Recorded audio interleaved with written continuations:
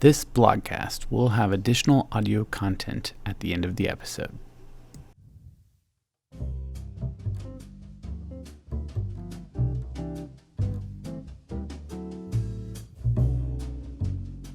Hello everyone, my name is Jared and I'm with Plexus Software. We are here to blogcast, where we talk about what we're going to write about so you don't have to read about it. I'm here with Matt Anderson, and he can introduce himself here. I'm in business development here at Plexus, and we're excited to be here with you and share with you our first blogcast. Yeah. So I'm Matt Anderson. I'm Director of Marketing here at Plexus, and excited about taking our blogs to the next level by blogcasting. So here we're just going to talk about the topics that are being covered in our blogs, just so that we can, give you guys some more insight and conversation around those topics. Hopefully make it more interesting and helpful to you guys.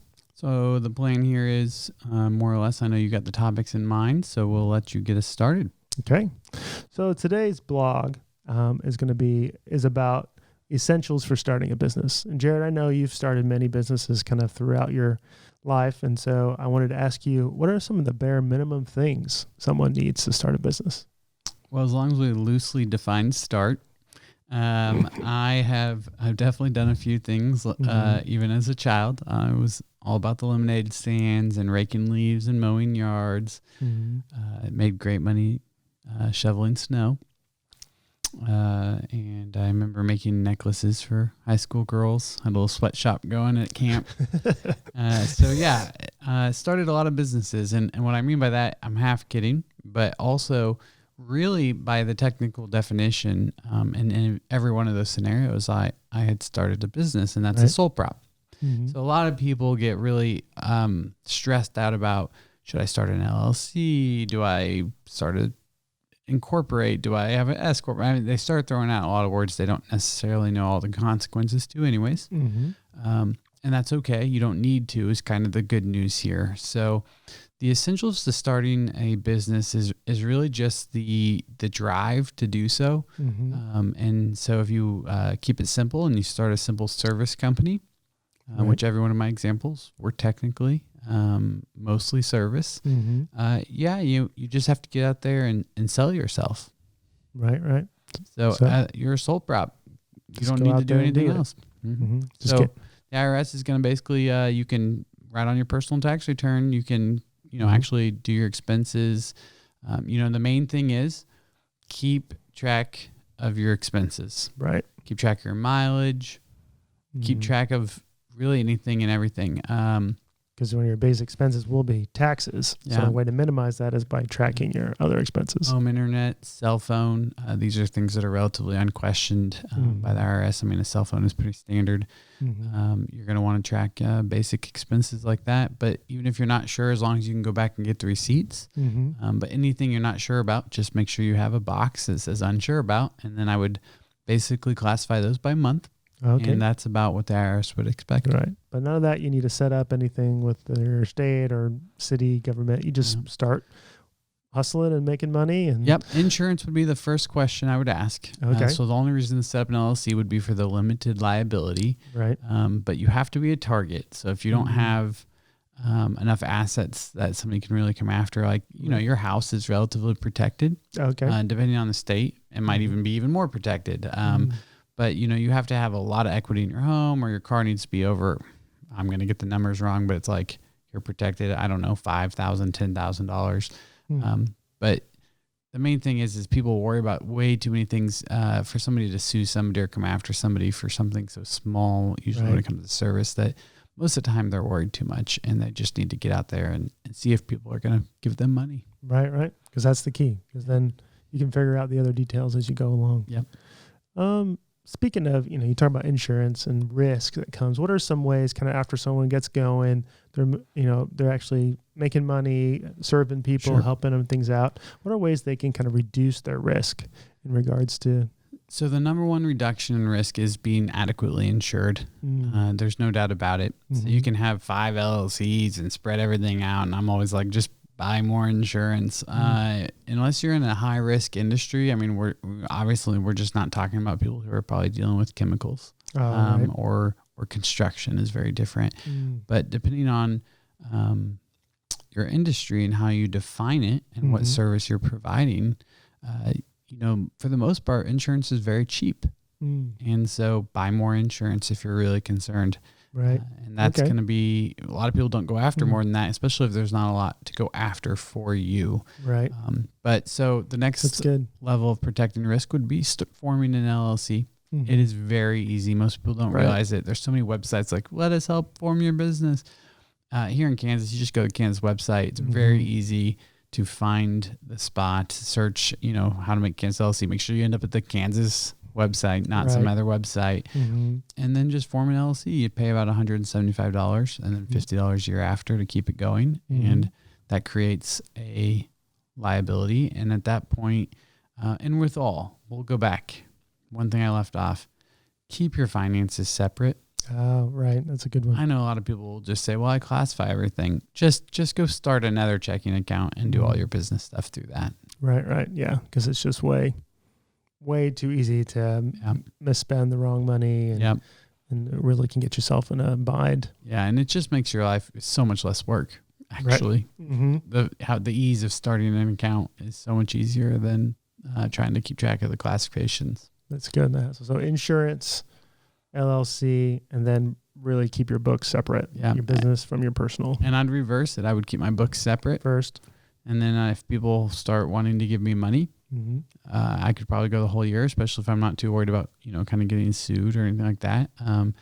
Before I'm like, wow, this is really panning out. I mean, if you put numbers to it, I know a lot of people who kind of get started that way and they start bringing in over $10,000, $20,000. It's like, hey, this is really turning into something different. Maybe more than a sole prop. But you can at any point in time, you could start with an LLC if you wanted, if that made you sleep better. It's not a big deal. Right.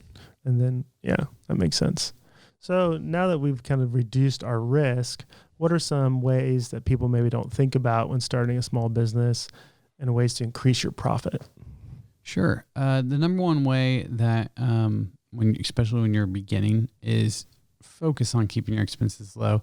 You don't need everything in the world. You, for the most part, usually you make up for it with sweat equity. Right. Once your sweat equity starts paying dividends, that's when you use those dividends, which hopefully are in the form of savings, and you start buying things to make you more efficient, right, or make your life easier. But for the most part, profitability is going to come from cost reduction, right, for most people just getting started out, and that'll be the biggest thing, is focus on not getting a bunch of costs you don't need.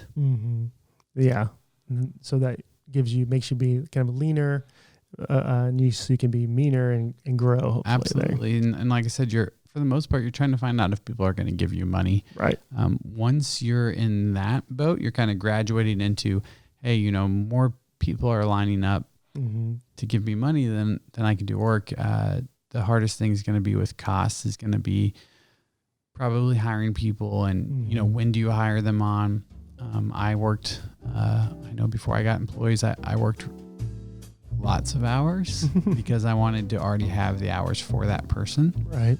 And that's just the reality of a startup. So right now this conversation is naturally kind of turned into a startup conversation, but starting a business and startup kind of synonymous. Right. Starting up. So yeah. Well, I hope that those things were helpful for you guys in regards to starting a new business. And if you want to learn more, read the blog from this week, and I hope it's very helpful. And we'll catch you guys next time on the Blogcast. But at the end of the day, if you have an idea and you don't know if it's going to go anywhere, I always tell people, well, make money and then you can worry about the consequences. Right. If you don't make money, then keep track of your expenses, because you can actually still potentially offset income, but you got to have income somewhere, and ideally through that business. So commit and get started. Yeah, you got to have an idea. Once you know something you want to do, then you have to just do it. So I always say the world is filled with a bunch of people who talk about doing, and it has far fewer people who do it. Right? Once you know you're going to do something, just do it, and then learn along the way. I'm a big fan of that. Right. Absolutely. So the next question I had is, what are some kind of simple ways that people can maybe reduce risk when they start a business? Because I know we all hear scary statistics like, 80%, I don't know what the number is, but something like 80% of new businesses fail and things like that. So people get scared. Yeah. But what are some simple ways that people can kind of reduce their risk in starting a business? Absolutely. Sweat. So borrow money from dad that you don't have to pay back. Great advice that I would give anybody. Mm-hmm. If somebody else is willing to foot the bill and you don't have to pay it back, you're in great shape. Right. Once you've borrowed more than you're worth, borrow as much as possible is something I've heard people say. But that's usually when you know where you're applying it. It's leverage. Right. So if you're going to risk everything, then you might as well risk as much as people will loan you, because you're risking everything anyways. Right. So that's not really about, it does lower risk, but that's more about leverage and reward. So as far as reducing risk realistically, rather than just kidding around, my first comment is the truest form. Sweat equity is the cheapest thing you can do. Getting out there, it really goes back to doing again. If you're going to just do it, get out there, sweat, figure out if it's going to happen. And sitting around talking is a waste of time, and time is money. And if you're a small business startup, entrepreneurship, it's your most valuable commodity is time and money, because they're the same thing. You're interchanging them. People always want to start too complex. Right. And so you start super simple. And then if that starts gaining traction, you add complexity. Okay. So it's a constant cycle. It's a circle, not a straight line. Right. So you do the simple thing first, like you say, get some traction, get some knowledge from doing it, and then take that to the next level. On the other side of risk, then obviously is reward or profit. What are some simple ways when starting a business that people don't usually think about as ways of maximizing profit? So first and foremost, maximizing profit is reduction in costs. So you got very popular adage, you got to spend money to make money. And I think that was coined by salesmen who are trying to sell people things. And I have found that to be not very true very often. So there are moments in my life where I had to spend money to make money. Right. For the majority of my life, that was not true.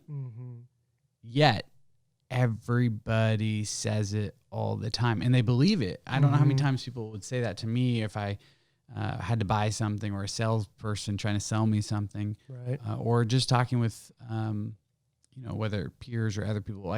It was just so clear that was a myth that was real for people, and I think it's a myth. Right. About the majority of the time. Like I said, there are times you have to spend money to make money. In the long run, you're going to have to worry about branding, but in the short run, it's about just really customer satisfaction and referrals. So I would be shocked if anybody starting up isn't 95% plus referral based, if not 100%.